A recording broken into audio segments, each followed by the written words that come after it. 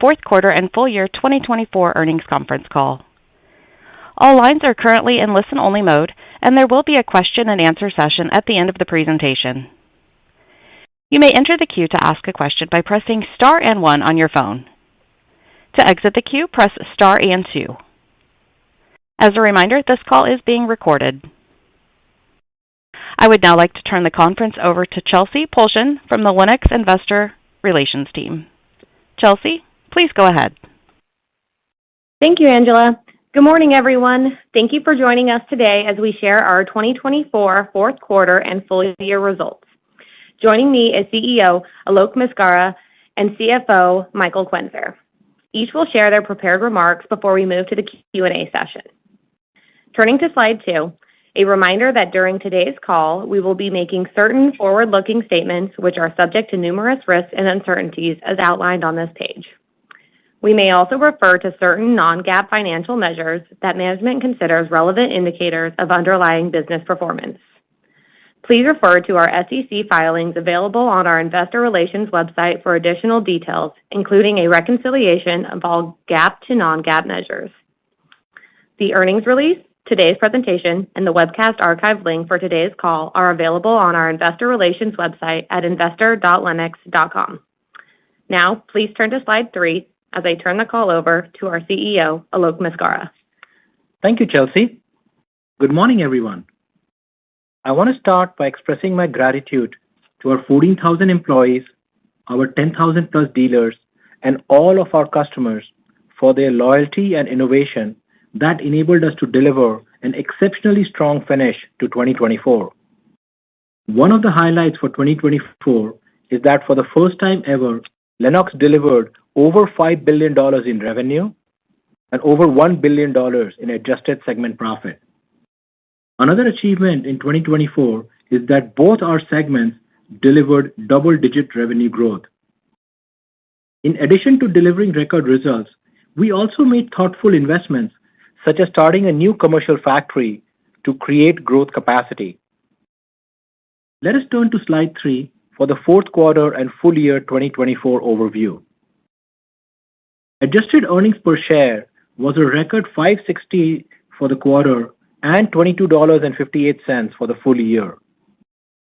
Core revenue grew 22% in the quarter and 13% for the full year. Our adjusted segment margin expanded 250 basis points in Q4 and 150 basis points for the full year to 19.4%. The team also delivered a record $332 million in operating cash flow in the quarter and $946 million in the full year.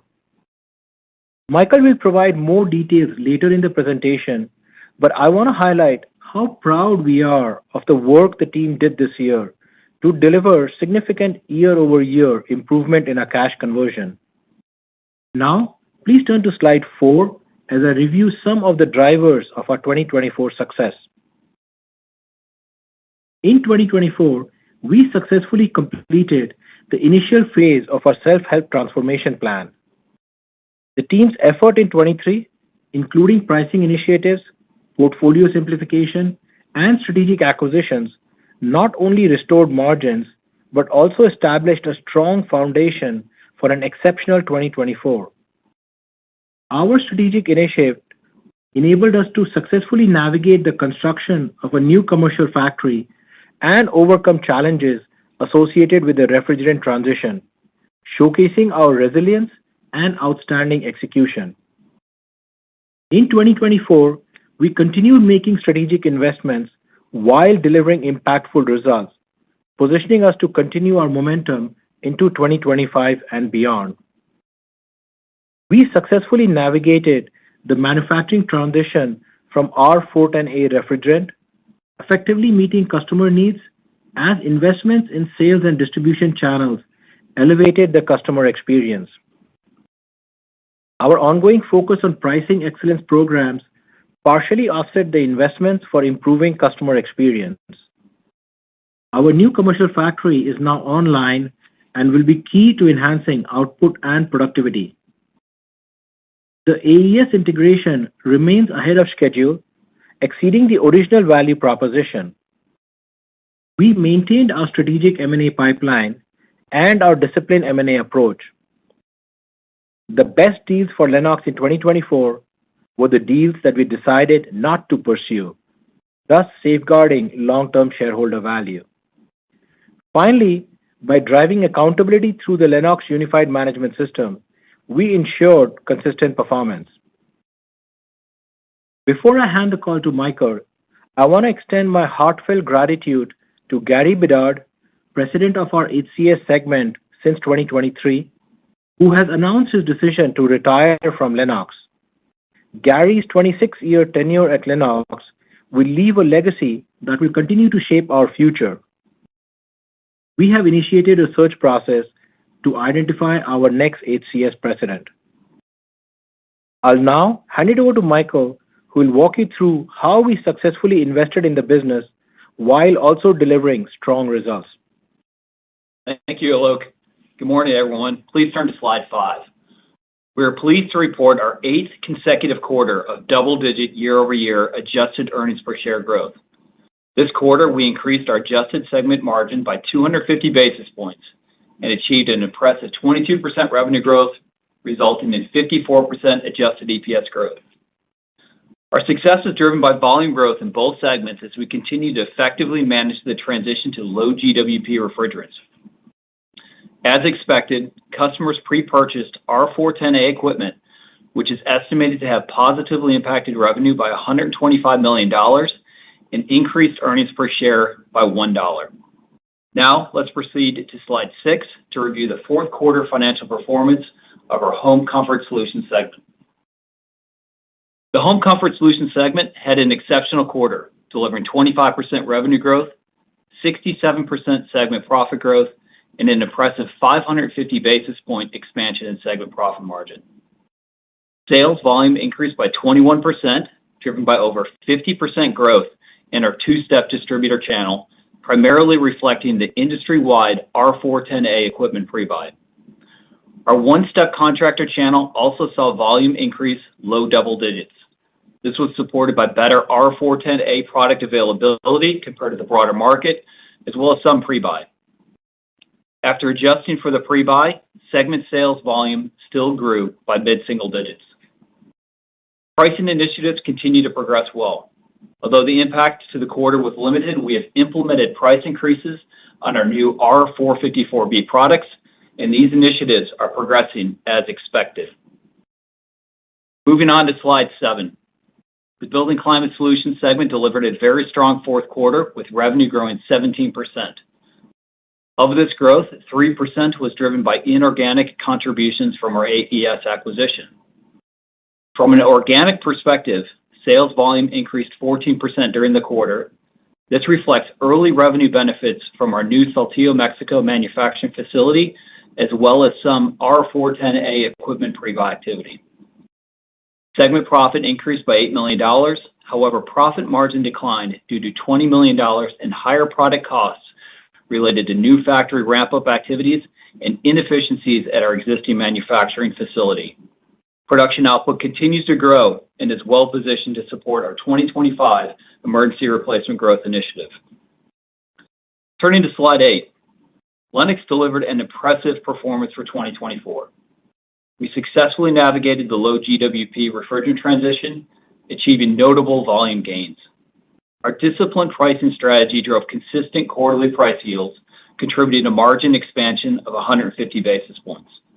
While strategic investments for future growth tempered this margin improvement, these investments are expected to deliver significant benefits in the coming years, including sustained revenue growth and further margin expansion. Turning to slide 9, let's review our cash flow and capital deployment. While revenue and earnings growth were impressive, our cash flow performance stood out even more. As highlighted in the Q3 earnings call, enhanced working capital efficiency has been a key focus. We've made significant progress, particularly in accounts payable initiatives, resulting in a free cash flow conversion rate of 97%. This strong cash flow conversion comes despite capital expenditures exceeding depreciation by approximately $65 million. Capital expenditure investments in high ROI projects remain a core component of our cash deployment strategy. Over the past 2 years, capital expenditures have consistently outpaced depreciation. This trend is expected to continue in 2025, with estimated capital expenditures of $150 million. We maintain a robust balance sheet with net debt to adjusted EBITDA at 0.6 times, down from 1.3 times in the prior year quarter. Our free cash flow deployment strategy continues to prioritize inorganic growth opportunities that deliver ROIC exceeding WACC within 3 years of acquisition. Additionally, we will continue leveraging share repurchases to efficiently return excess cash to shareholders. If you'll now turn to slide 10, I will review our 2025 full-year guidance. Anticipating another year of profitable growth, let's begin with the table on the left, which summarizes our full-year revenue growth drivers. Total company core revenue is projected to increase by approximately 2%. However, the 2024 pre-buy will result in year-over-year revenue headwinds in both Q1 and Q4. We also expect a low single-digit increase in sales volume driven by growth in our BCS segment. Additionally, mixed growth from the introduction of the new low GWP products will contribute an estimated 4% to revenue growth. The phase-out of legacy 410A products is expected to conclude by the second quarter. Turning to the right side of the slide, we've outlined key cost assumptions for 2025. Inflation is anticipated to increase costs by approximately 3%. At the same time, we plan to make strategic investments in areas such as information system advancements, distribution growth initiatives, and projects designed to improve customer service. These investments will also include enhanced sales and marketing efforts, with total investments estimated at approximately $25 million for the year. In terms of cost productivity, we expect to generate savings of $50 million as the ramp-up costs of our new BCS factory subside and material cost efficiencies are realized. In summary, even with the headwinds from the 2024 pre-buy, we anticipate revenue and profit growth with profit margins relatively flat. We expect adjusted earnings per share to fall within the range of $22 to $23.50, and free cash flow is projected to fall within the range of $650 million to $800 million. With that, please turn to slide 11, and I'll turn it back over to Alok for an overview of our 2025 priorities. Thanks, Michael. Let us revisit our self-help transformation plan, which has been a cornerstone of our success since 2022. We transitioned from the recover and invest phase to the growth acceleration phase at the end of 2024. As we move through 2025 and into 2026, we will maintain a disciplined approach to investing in the business while prioritizing growth. This year will lay the groundwork for the next phase of expansion, supported by the momentum from share gains and new product introductions. Investments in digital customer experience are making it easier for customers to engage with us, strengthening loyalty and satisfaction across all touchpoints.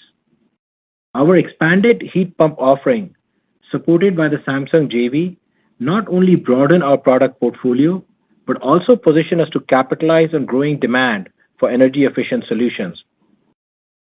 Additionally, our focus on improving attachment rates for parts and accessories ensures that we provide a more comprehensive customer experience while driving incremental growth. An additional growth driver is our commercial emergency replacement program, enabling us to better serve a significant segment of the market that we have been unable to fully supply in recent years. Second, we are committed to resilient profit margins. Benefits expected from the low GWP product transition, increased productivity from BCS volume improvements, and material cost reductions strengthen our ability to deliver consistent and reliable financial performance. Lastly, we will continue to utilize our Lennox unified management system to deliver superior execution with clear priorities. Defined M&A strategies, a robust distribution network, and ongoing investment in customer satisfaction underscore our commitment to operational excellence. As we look ahead, the investments made over the past 2 years set the foundation for growth in 2025, with a strong trajectory into 2026 and beyond as we move towards the expansion phase. With our collective commitment and strategic focus, I am confident that we are not merely executing a plan, we are creating a path for ongoing success. We remain confident in our long-term vision, and given progress so far, we believe we will be within the 2026 revenue target range of $5.4 to $6 billion and at the high end of our ROS target range of 19 to 21%. The pre-buy dynamics in 2024 will create impact in 2025, which is expected to normalize by the end of this year. Hence, we anticipate a stronger 2026 as our strategic investments continue to drive momentum. Now, let us turn to slide 12. Let me wrap up by summarizing the 5 reasons that make Lennox an attractive opportunity for all our stakeholders. First, we are 100% focused on North America growth end markets of HVACR and are accelerating growth through share gains. Second, we are expanding our resilient profit margins through pricing, productivity, and mix optimization. Third, we deliver superior execution through the Lennox Unified Management System. Fourth, we are an advanced technology industry leader with high-efficiency products and services supported by a digital customer ecosystem. Fifth, we win because our exceptional talent and culture is defined by our core values and guiding behaviors. Our pay-for-performance philosophy ensures that our internal goals are closely aligned with those of our shareholders. As I look forward, I remain confident that our best days are ahead. Thank you. We will be happy to answer your questions now. Angela, let's go to Q&A. At this time, if you would like to ask a question, please press star 1 on your telephone keypad. You may remove yourself from the queue at any time by pressing star 2. Once again, that is star 1 to ask a question. We'll go first to Ryan Merkel with William Blair. Your line is open. Please go ahead. Hey, thanks. Good morning, and congrats on a nice quarter. I wanted to start with the pre-buy. It looks like it was a little bigger than maybe you were expecting. Can you just comment on what you saw and why that was? And then what does it mean for 1Q, I think is really the question I have. Hey, Ryan, good morning. I don't think I heard the second part of the question properly, but the first part on the pre-buy, listen, we are calling out $125 million in pre-buy. As you can imagine, it's an estimate. We don't have 100% visibility into the number. And we know there was some cloudiness because we had temporary share gains that happened in Q4 as some of our competitors were out of product. So it's a little higher than we expected, but I would say it's within the range of where our expectations are. And then, Ryan, on the second part of your question, the impact to Q1, yeah, really the $125 million was a pull forward into Q4 from Q1, so we'll see a headwind there. And then also you'll see that in Q4 in 2025 is the year-over-year comps won't have that as well. Got it. Okay, so $125 million revenue hit 1Q is sort of the math. That's the second question. Right. Okay. Then the second question is that the flat volume outlook for the HCS segment. I mean, I think it makes sense to be conservative, but just talk about some of the assumptions behind that. Sure. I mean, there's a lot of uncertainty in the market, right? I mean, you saw existing home sales are at a very low level. Interest rates, mortgage rates, they continue to be high. So, based on what we saw in 2024, we continue to model a flattish industry volume. It may be a little conservative, but given the uncertainty in the market, just seemed like that's the right assumption to make at this point. Yeah, that's fair. Okay, thank you. Thanks, Ryan. We'll go next to Joe Ritchie with Goldman Sachs. Please go ahead. Hey, good morning, guys. Great year. Yeah. So look, historically, you guys have tended to guide very conservatively. As I look at the components of this bridge in slide number 10, it seems like, what you're baking in for incremental margins, if I just take into account price mix and inflation, is very low. Like, I'm calculating something that's like low double digits. So just help me kind of understand, number one, just like where you think there might be some potential cushion in the guide, and how to think about that equation between price mix and inflation. Yeah, Joe, I think there's some opportunity potentially, Alok just mentioned there on the volume. If interest rates go down, maybe the HCS volume could give us a little bit more. That's obviously would come through at 30% incrementals. But if you look at the overall guide, it does imply overall margins are approximately flat at 19.4%. The inflation assumption at 3% might come in a little less, but I think right now it feels prudent to keep inflation up there. And then obviously we as a group are trying to drive as much productivity as possible. So from a cost productivity perspective, we're going to focus to drive a little bit higher if we can as well. And I think the bigger issue here is the amount of uncertainty that's present. If you look at noise around tariffs, if you look at noise around migrant labor and labor shortages for our dealers, and if you just look at mortgage rates, interest rates, there's just a lot of uncertainty. So we went with a fairly wide range. I wouldn't call it very conservative, but I think it's consistent with what we have done in the past. Okay, that's helpful. And then as I kind of think through just the 1Q number, I think in answering Ryan's question, so the right way to think about things sequentially in HCS is you've got, call it $125 million that goes away 4Q to 1Q, and then there's typically like a, mid-single digit sequential step down. So you're still assuming then organic growth in HCS in the first quarter? Am I thinking about it correctly? Well, first of all, the Q1 is an estimate, right? When we are only in January.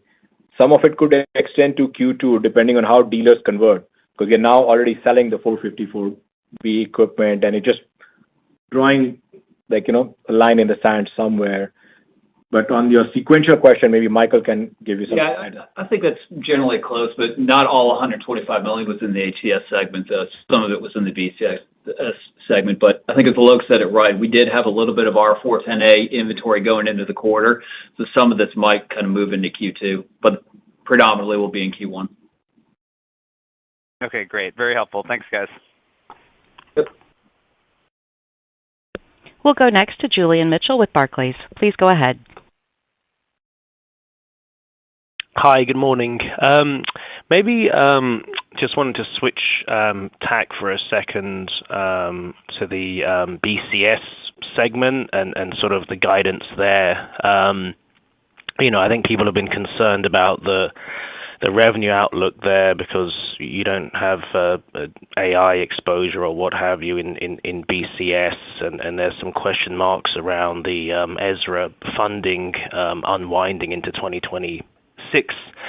So maybe just help us understand kind of what you're seeing in the BCS segment top line wise across different verticals. Mid-single digit underlying volume growth assumption clearly speaks to, I think, a much healthier market than what a lot of investors have been thinking. Sure. I would say from our perspective, the markets that we serve remain healthy. And at least this week on Monday, Chinese told us that it was good not to have data center exposure in our stock. So I think from that perspective, we are not terribly concerned since our exposure there was low or /0 to start with. If I look at our exposure, it remains in places such as retail, food service, warehouses, big box, DIY type stores. And we see the replacement volume, which is primarily our sales, actually picking up now since we have made the conversion to 454. And some of these companies had been waiting to go to the new refrigerant before they put more sales. Second thing underlying our confidence is that clearly we have a new factory. We were primarily supply constrained, not demand constrained, and that was still the case in Q4. So we do expect us to get more fair share of the market, including emergency replacement that we talked about. In terms of your funding for the schools, yeah, I've heard that concern just like for the IRA. but we see most of the programs continue to move forward, and some schools are issuing bonds and other things. I mean, just keep in mind, this is a non-discretionary spend. When the air conditioning breaks, you can't run the schools. So from a nature of the replacement program and the non-discretionary nature that we look at, we don't see that as a much impact, and that gives us sufficient confidence on our guide. Thanks very much. And then just my second one, I don't really want to mention the P word, but if we're thinking about Q1 specifically, and it's been touched on a couple of times understandably, but classically Q1 in recent years has been a sort of 16-17% of the year's earnings, so not a huge quarter, and understand there's some extra pressure right now because of the refrigerants change. But if we had to put a finer point on it, is the right interpretation maybe it's a couple of points less of the full year's earnings in Q1 than one would normally expect, and then we get the full sort of catch up in the rest of the year, particularly Q2 with a big mix tailwind coming in? Yeah, Julian, I think I'd bucket it a little different. Maybe look more at the first half, just because of the dynamic of things kind of shifting Q1 to Q2 with the selling out of the 410A. So from a revenue perspective, we think kind of the first half will be about 45% of the year, second half being 55%. This is a little bit different than the normal kind of 50-50. Second half of the year, you'll really start to see the mix benefit of the 454B product coming up, as well as some more of the gains from the new commercial factory in the second half. That's great. Thank you. Yep. Thanks, Julian. We'll go next to Noah Kaye with Oppenheimer. Your line is open. Please go ahead. Thanks very much. So, Alok, well, we've had a couple of years now of regulatory transitions where the company has executed well and really claimed the opportunity around pricing and share gains. You mentioned some of the factors that went into your thinking did include potential tariffs and labor and other considerations brought about by the administration change. So, how would you think about your opportunities related to that? And for example, if we do have tariffs on USMCA partners and others, perhaps that could be a pricing opportunity. Perhaps with your investments, there's some share gain opportunities there. The essential question is, how are you thinking about contingency planning and responding to any potential changes? Sure, no, that's a great question, and things remain very dynamic, as you know. But if we take each of these, if tariffs come into more in China and less in Mexico, Canada, we would be a net beneficiary, as we have done a really good job of reducing our supply chain reliance on China. And the fact that we did the Samsung JV also means that things like our mini splits are now coming from Korea, not from China. So I think that, in hindsight, not just the benefit of the Samsung's better quality product, but avoiding any tariffs coming from China would be a big win for us. So if there are tariffs coming in from Mexico, 40% of the industry capacity is in Mexico, roughly, which means we'll all have to work through offsetting with productivity, seeing the impact of any peso devaluation, but then offset with price. So we look at that price going to be incremental to what we have positioned here. But clearly there could be a delay in timing, given I'm not sure how much time we would have to react to any tariffs announcement. On the labor piece, listen, there will be no impact to our factories, since obviously we are a different type of employer versus people who might be doing construction or HVAC installs in the field. I think what does happen with that is, since replacements require less skill and less labor versus massive repair, I think the repair versus replacement trend would probably continue shifting more towards replacement. As the units are harder to repair, that requires much more skilled labor and not more labor versus higher ticket items, just such as full replacement. But from our contingency planning, we are staying close to our customers, close to our dealers, making sure that we can address any of those concerns, and also continue to monitor tariffs and work on supply chain redundancies, because we are now have a much heavier dual source focus than we had 2 to 3 years ago, giving us flexibility in supply chain movements. Finally, the last thing on the consumer side, which is probably going to have the biggest impact, we just need to watch consumer confidence, interest rates, mortgage rates, and help our dealer offset any weaknesses that come in, either through financing programs, either through really more education to the consumer, and keep working with new home builders and others, which are more guaranteed volume for us. So I hope that answered your question. I know it was a little winded. No, it was comprehensive, and I realize I asked in some respects a multi-part question. So out of respect to colleagues, I'll take myself offline and follow up then. So thank you very much. Thanks, Noah. We'll go next to Tommy Moll with Stephens. Please go ahead. Good morning, and thank you for taking my questions. Morning, Tommy. I want to start on the topic of your 454B pricing. Are we still thinking 10 or maybe 10+%? There's at least one OEM in the market that's less disciplined than that. And if we just look at the mix guide for home comfort anyway in the mid-singles range, maybe you could bridge us from whatever the 454 contribution is to how you get to that mid-singles. Sure, Tom. Yeah, I'll give you some more clarity on that. Yes, our plan still is a 10% price increase on average on the 454B product, and that equates to about 70% of the revenue in the HCS segment.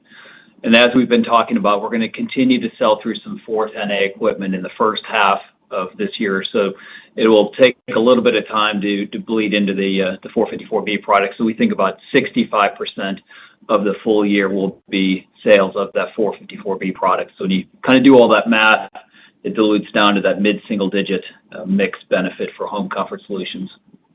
Yeah, and on the competitive question, Tommy, I mean, we have heard that too, but I also think people are talking about 2024 pricing because some of the OEMs released 454 in 2024, and we released 20-25% pricing. So we are optimistic that as we take this forward, all the OEMs will be adjusting price in 2025. That typically happens in the first quarter anyway. Thank you both. And as a follow-up, I wanted to unpack the home volume outlook a bit. So where you've talked about the pre-buy as a mid-single digit headwind, and then the separate volume call out you have there is flat. I just want to make sure I'm interpreting this correctly, that for the volumes that you would report in your financials, that you just add those two together. So it'd be a mid-singles headwind.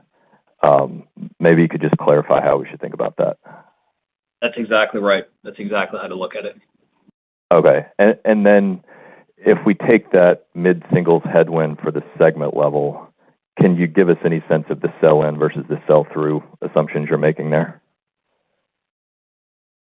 I think you can see in the result in the fourth quarter, we were more impacted in that channel for the sell-in, the two-step channel. But we did see a little bit of pre-buy on the sell-through as well. Okay. Thank you. I'll turn it back. We'll go next to Chris Snyder with Morgan Stanley. Please go ahead. Thank you. Appreciate the question. You guys talked to a $125 million pre-buy in Q4. But, if I kind of look at that into next year, it's about a 2% headwind on a $5 billion plus revenue base. I guess, does that imply that there's maybe like a similar amount of pre-buy in the Q3 numbers as well, or am I missing something in that math? Yeah, Chris, this is a great question. So what happens is if you take that 125, first we will get the destocking impact of that. And let's say that's in the Q1, Q2. And then in the Q4 timeframe, Q4 2025, we will face difficult comps. So that kind of impacts you twice, right? So from that perspective, that's why the number seems twice. And then in Q1 2026, you'll get that benefit back. Right. So one is a destocking impact and one is a comp impact, right? Okay, thank you. I really appreciate that. So I guess the assumption is that there wasn't, I guess, a material pre-buy impact in Q3? And then maybe just following up on that, I know it's kind of hard, I imagine, to kind of triangulate it and kind of pinpoint what the pre-buy is. So I'd just be interested in how you guys went about doing it because, obviously a lot of focus on that into 25. Thank you. Great. But first of all, thank you for acknowledging, and we admit that it is not easy, nor is it precisely accurate, right? We think we are directionally correct, not precisely accurate on 125. But we just wanted to give a clean number. We did not encourage any pre-buys. We did have last call on 410A, so that may have forced some distributors and others to order pre-buy. We remain fairly neutral, and now we did not switch all our lines over to 454B, as some of our competitors did, and we only did that at the tail end of the year, and we delayed that as much as possible. I believe that led to better availability for Lennox products in the marketplace when it comes to 410A product. And that gave us share gain in addition to the pre-buy impact that we are talking about. Our goal is, of course, to keep as much of that share gain as we can, but realistically speaking, we have baked in that we are unlikely to keep all the share gain that we had. And that's one reason we are being more muted in the volume outlook for 2025. Thank you. I appreciate that. We'll go next to Brett Lindsey with Mizuho. Please go ahead. Hey, good morning, everyone. Morning, Brett. First question is on the new commercial Mexico facility. So you're moving from the piloting to the production. You said it's online. Are you able to quantify what you're embedding in 2025 in terms of the volume contribution and better throughput there? Yeah, if you look at the volume guide in BCS, we're up about mid-single digits. There's a few points in there for share gain, which would be predominantly related to the new factory supply improvement. Okay, I got it. I imagine that's a little more back-end loaded, or should we think about that as progressing evenly through the year? A little more back-end loaded. I mean, the season for emergency replacement is predominantly Q2 to Q3. So kind of starting more in late Q2 into Q3 is when it'll start to ramp up. And then just to follow up on the inefficiencies in the existing facility, maybe just a finer point there. Was that Arkansas late in the year? And then any update on the status of those improvements into January? Sure. Yeah, I think the existing facility inefficiencies were related to the startup as we got a lot of components from Stuttgart during ramp-up to send to Mexico and do trial runs and otherwise. But yeah, that was late in the year. And it was on the higher end of what we were expecting, so those inefficiencies, which obviously we will capture back in 2025 as we are through the ramp-up phase. But yes, it was Stuttgart and then the ramp-up version in Saltillo. But Stuttgart was the bigger impact. The factory in Stuttgart is doing much better, and frankly, having the new factory in Saltillo means we are going to reduce the number of SKUs we manufacture in Stuttgart, as some of the emergency replacement SKUs move over to Saltillo. So we are more optimistic on recovering. But as you know, that's been a difficult factory for many years. So fingers crossed, we are optimistic for this year. All right, appreciate the insight. We'll go next to Joe O'Dea with Wells Fargo. Please go ahead. Hi, good morning. I think, Michael, you touched on maybe the inflation has a bit of conservatism in there, but can you unpack that a little bit? And that's 3% inflation, presumably a cost across all costs. And so you're talking sort of labor, materials, freight, kind of all in bundled, and anything in particular where you're seeing more of the sort of inflationary headwinds coming through. Sure. Yeah, it's on average on all of our costs. We have about $4 billion of costs. We're seeing higher inflation in SG&A around healthcare and some of the wages there, more than the 3, a little bit lower on the commodity side, but in general, it kind of blends to 3. I think we'll continue to watch it. And like I said, there could be some conservatism, but inflation definitely continues to exist, and especially on some of the SG&A side. And keep in mind that some of the tariff uncertainty impacts that as well. If there are tariffs on things like steel, then we clearly want to, acknowledge that and be prepared for that. Right, but I guess so. The idea is that price in the revenue bridge of up 1 compares to inflation up 3.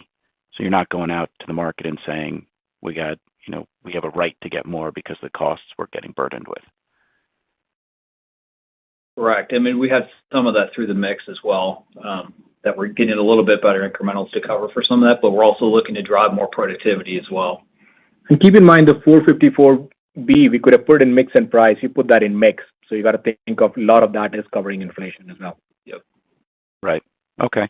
And then just as it relates to that 454B price and the 10% you talked about, which I think is the HCS side, not the BCS side, but that 10%, at what point in the year do you think you'll have confidence in visibility to kind of realization? Just when we think about the seasonality of the business, trying to understand kind of when you'd really get a good sense of that 10% sticking.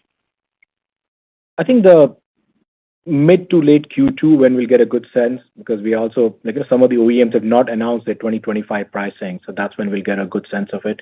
But so far, the early signs are positive. I mean, there's no reason for us to be concerned about it. The reason the impact is what we called out is it's 70% of 70% of that 10%. So that's why you kind of see the numbers what they are, which means progressively as we go towards the second half, we'll have a greater portion of that getting captured. But right now, there's no reason to waver or be concerned with that number. Got it. Thank you. We'll go next to Jeff Hammond with KeyBanc. Please go ahead. Hey, good morning, everyone. Hi, Jeff. Just a few cleanups. So just on the Mexican production, you said industry capacity 40%. Can you just level set us on what your mix is? And if there's any particular OEMs you're aware have particularly lower mix versus the industry? Yeah, I mean, I guess we have just looked at all the different OEMs and looked at other reports and come with that number. I wouldn't say it's precisely accurate, Jeff. It's directionally correct. For our perspective, we make the low-end merit products in there, and we haven't previously talked about if there are tariffs. We believe about $1 billion of so 20% of our output would be impacted through that. Since we make our premium products in U.S. and we also have 3 residential factories. Commercially, so far, all our production was in U.S. and none in Mexico. So we're just starting on that together. But we do know many of our competitors, often sometime in the same geographical area within Mexico, that they manufacture in Mexico as well. So we think the 40% number is about right.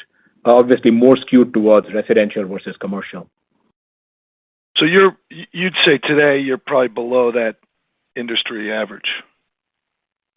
Yeah, slightly below, but it depends on which OEM, right? For some OEMs, we are significantly below. With some OEMs, we're actually a little bit higher. So it just goes OEM by OEM, Jeff. Okay, great. And then just on this, distribution margin focus, can you just level set us on kind of progress over the past year? What are some of the big opportunities this year? And, do you think you start to move those margins up, or is that a longer time frame? It is over a long time frame, but some of the results that you see today are based on that initiative as well. So if you think about HCS, we did have a record ROS, and you followed us for a long period of time. And that is consistent with us getting more distributor margins. Realize a lot of the incentive changes that we made and the reorganization that we did happened at the end of Q2 in 2024. So I think some of those results are just coming through. But that's a long journey, right? We've talked about manufacturers plus distributor margin is higher than our 2026 targets. So I think that continues beyond 2026. But progress so far gives us the confidence to say that we would be on the high end of our previously published targets for 2026. And what's your parts and accessories mix today, and what do you think entitlement is?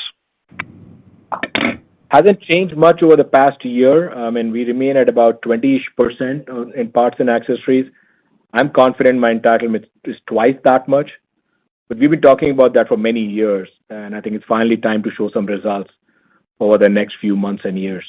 But entitlement remains high, and our current volume remains low. Great. Thanks, Alok.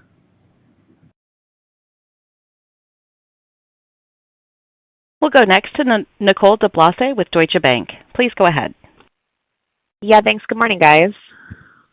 Morning, Nicole. A lot of ground has been covered here, but I guess maybe just some cleanups for me. How are you guys thinking about new construction versus replacement demand within HCS for 2025? And new construction is about 20% of that segment. We think it's going to be kind of flattish, but the big driver there is going to be if interest rates continue to go down. If it goes down, we think that there's pent-up demand in that space for new home construction that could happen. But there's obviously some labor challenges as well in that side of the industry too, making sure they can keep up with the demand. So it's mostly interest rate driven, but kind of flattish within the guide. Okay, got it, understood. And then just thinking through kind of the margin dynamics by segment, I know you guys don't give official margin guidance by segment, but is directionally the right way to think about it? Maybe HCS could be a bit more challenged year on year given some of the pre-buy in 2024, and then BCS should be up. And I guess, is it fair to assume that BCS sees more margin expansion in the second half as some of those new plant ramp-up costs roll off? Thank you. Yep, that's correct. Overall, the margin guide's about flat, up in BCS, down in HCS. A larger portion of the $50 million of productivity will be in BCS, which is a big driver of that margin expansion. That'll kind of happen throughout the year, but the volume gains, the share gains will mostly be kind of in the second half for BCS as that factor ramps up. Thanks, Michael. I'll pass it on. Yep.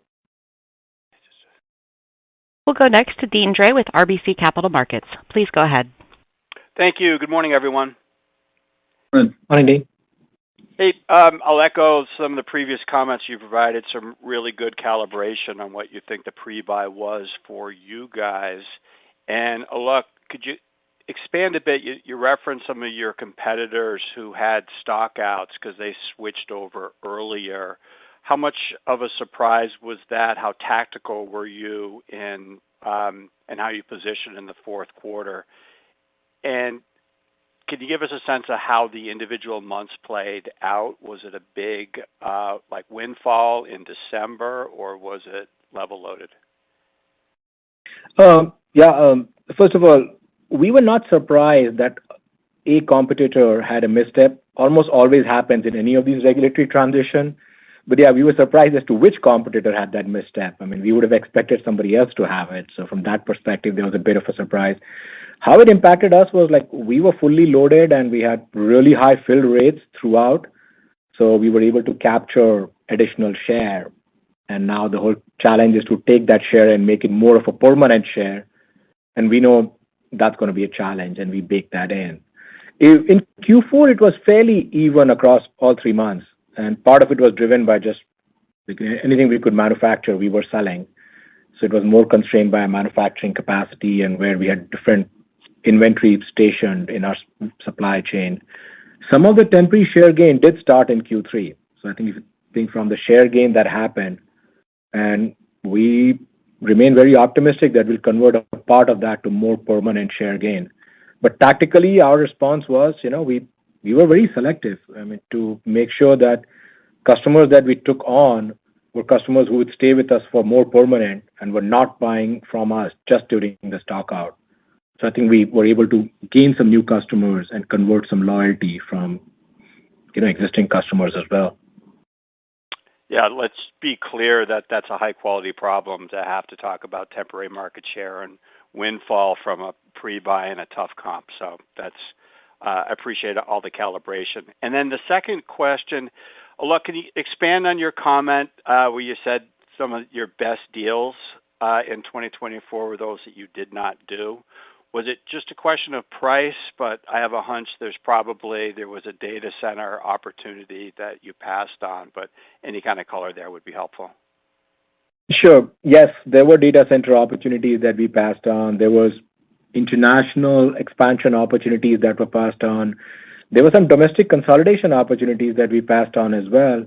And it all came down to a very disciplined framework. I mean, it helps having a conservative CFO, to give Michael some credit for this, right? I mean, we have ROIC target. We are kind of, don't wear rose-colored glasses to look at the industry. And we feel that often we can get more share with better execution versus going and buying share through M&A. So I think we were kind of proud of those calls. I was hoping somebody would catch on to my comment. We had a lot of fun with that comment when we were writing the script. All right, good. I'm glad I didn't let you down, Alok. Thank you. Thanks. We'll go next to Nigel Coe with Wolfe Research. Please go ahead. Thanks. Good morning, everyone. Look, can you just dig into the BCS, volume guidance for the year, up in mid-single digits. Any way to quantify how much is baked in for the Saltillo ramp up? And I'm thinking, is it industry flattish and that mid-single digits is all share gain? Anything there would be helpful. Yeah, we think there's a little bit of market growth in there. Remember, we have three businesses, a service business, refrigeration, and an HVAC business. So a little bit of market growth, but about 1 or 2 points of that would be a share gain, specifically around emergency replacement. Okay, that's helpful. And then just back to 410A. I don't know if you want to sort of put your industry hat on, but if you had to guess on the excess 410A units shipped in 2024, would that be 1 million or any way to size that? And then just thinking about your inventory levels in 4Q, obviously a little bit higher Q-over-Q. I don't know, $25 million perhaps higher than I would have expected. Is that a good way to think about the 410A inventory held at year end? So first of all, on the previous one, there are lots of industry reports, and I will first admit I'm no industry expert, but I think the units, our estimate range is from low end of 300, high end of 600. So it's in that number, not 1 million. So I think it's half of the million that you're talking about. So that's a range, and we think it's within that range, and nobody has more insight to be more precise within that. On our own internal inventory, it was a case of two things, right? Commercial, we are building up a bit of inventory. To get into emergency replacement, you need inventory positioned in the local market. So we are building inventory for commercial, and you will probably see that trend continue in Q1 because Q2 is our peak season. But that's probably driving the variation to your model there. Okay, that's helpful. Thanks, Alok.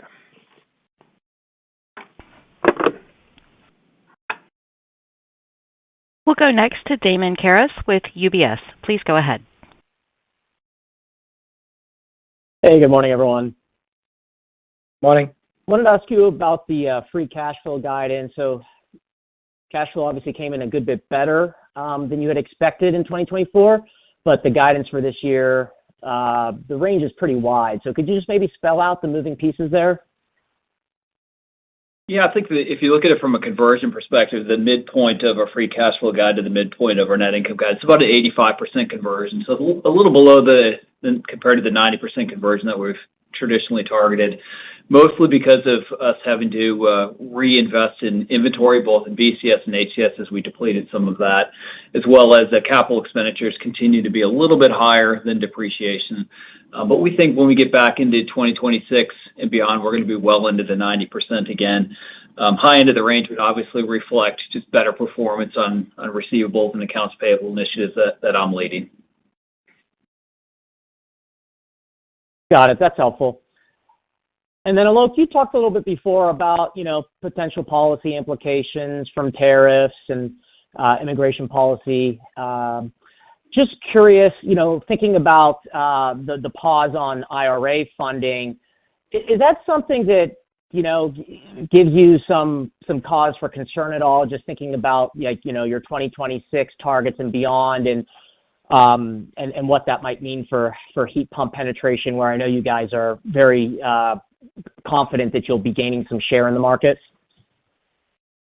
Yeah, I think the good news with the IRA pause is that it was not making a huge difference in our volumes in 24 or 23. We were all sort of waiting for that to come through the states and come back to it. Now, the tax part of it is already there, right? So the energy efficiency rebates on tax, that has not changed. So no, I think the IRA has whether it was paused or going on, did not have a material impact for us in 24 and not going to have a material impact in 25, even if it's paused. So it's a bit of a no news for us. Okay, great. Thanks a lot. Thanks. We'll go next to Steve Tusa with JP Morgan. Please go ahead. Hey, good morning. Hi, Steve. So I just wanted to kind of clarify a couple things. So are you guys still saying that there was no pre-buy in 3Q? You're saying that most, like, the vast majority came in 4Q? Yeah. Yes, that's true, Steve. But also with the caveat that Q3, we did see some share gains, which we were calling the temporary share gain, when some of the OEMs were not, able to fulfill demand. But yes, Right. otherwise, all of our pre-buy we expect was in Q4. And then on that share gain, do you think the share gain in 4Q was kind of like commensurate with that rate that you booked in the 3Q, or was there any, difference? Because I don't think those guys kind of changed it. Maybe they did change their strategy a little bit, but do you think like commensurate split between, the share in 3Q and 4Q? No, I think Q4 was less. They did improve their position, and then they launched the 454B, and they were aggressive in the marketplace with that. So I think from that perspective, I think share gain was more of a Q3 story. It obviously bled into Q4, but towards the tail end of Q4, I think it was almost all pre-buy. Right. So what happened was you guys, they didn't really have a competitive product. You guys shipped a lot of the 410A, gained some share, and then when they came with their 454B, those share gains, ebbed a bit. Is that kind of the right? Slowed down a bit. That's right. Yeah. Yes. Okay. And then on the inflation numbers, the 3%, what is the hard number? Like what's the base on that? Is that like total cost, just sales minus profit, or COGS, or what is the actual run rate, like the actual number on that, the absolute number? Total cost, sales minus profit, about $4 billion of cost. Yeah. Okay. That's super helpful. And then, sorry, one more. Just on Mexico, what is the plan for you guys? Will it be mostly price increases, or can you shift some back here if they do go through with some of these things, which I'm not sure that they will, but if they do, will it be mostly price increases, or can you shift some stuff back to the U.S.? So in the short term, besides any impact from peso devaluation and productivity, it'll be mostly pricing. On the long term, if it is a long term, then yes, we'll start looking at looking at getting more in Marshalltown, more in Orangeburg. Some of these factories used to make this product, but to ramp that back up will take us some time. Got it. Okay. Thanks a lot. Appreciate all the color. We'll go next to Jeff Sprague with Vertical Research. Please go ahead. Hey, thanks. Good morning. Just one more on inventory, if I could. You addressed it a little bit, but actually your inventories relative to sales, right, were a lot lower than normal here in the fourth quarter, right? So obviously you're blowing out 410A. But if I think about what you said about kind of some commercial inventory build, and the fact that inventories look a bit low relative to sales in Q4, it doesn't really jump out to me that you have a lot of 410A left in-house to be pushing, into the channel in the first half or the first quarter. Maybe can you just triangulate me on that and a little bit more color on the position, and maybe a second part of that too, Michael. Sorry, just you did give us kind of the 45-55 revenue split. But I guess my question about inventory is going to, you had over absorption in Q4, obviously under absorption likely in Q1. Maybe just a little more color on how to think about the margin trajectory would be helpful. Sure.